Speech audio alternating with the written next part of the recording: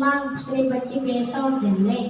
ஆமன்து பில்லாஹி வ மலாயிகத்திஹி வ குதுபிஹி வ ருசுலிஹி வல் யௌமில் ஆஹிரி வல் கத்ரி ഖൈരിഹി വശർരിഹി മിനല്ലാഹി തആല വൽ ബഅ്സി ബഅദൽ മൗத்.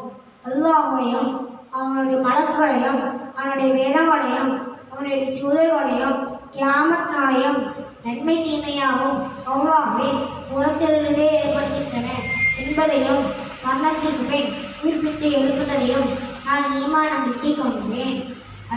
இதில் முதலாவதாக அல்லாஹ்வின் மீது நான் எவ்வாறு நம்பிக்கை கொள்வதே? நம்மை படைத்தவன் அல்லாஹ். அவனை எல்லா உலகங்களையும் படைத்தான். அவருடைய உதயமின்றி தன் சக்தியாலும் கட்டளையாலும் அல்லாஹ் அகிலம் அனைத்தையும் படைத்தான். அவன் ஆதியும் அந்தமும் இல்லாதவன். அவனுக்கு நிகரானவர் எவரும் இல்லை. அவனை போன்ற எப்பொருளும் இல்லை.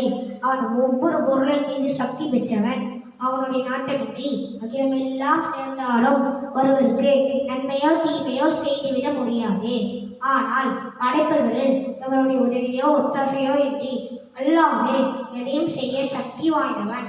அவன் செல்வந்தரை ஏழையாக்குவான், ஏழையை செல்வந்தராக்குவான். மரணித்தவர்களை உயிர்ப்பிப்பான், உயிருள்ளவர்களை மரணிக்க செய்வான்.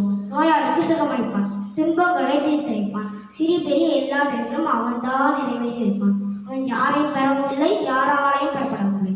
அதாவது அவனுக்கு பெற்றோரும் இல்லை, பிள்ளைகளும் இல்லை. அவன் எல்லா கோதைகளையும் பரிசுத்தமானவன், பரிபூரணமானவன். அவனுடைய அழகிய தன்மை எல்லா போதும் அவனுக்கே உரியது. அவனுடைய அழகிய தன்மைகள் அனைத்தையும் உள்ளத்தால் உண்மையாக்கி நாவால் போது ஈமான் நம்பிக்கை கொள்வது. எனவே இன்ஷா அல்லாஹ் அல்லாஹ்வை இவ்வாறு பொறுமையாக நம்பிக்கை கொண்டு அல்லாஹ்வின் பொருத்தத்தை பெறுவோமாக.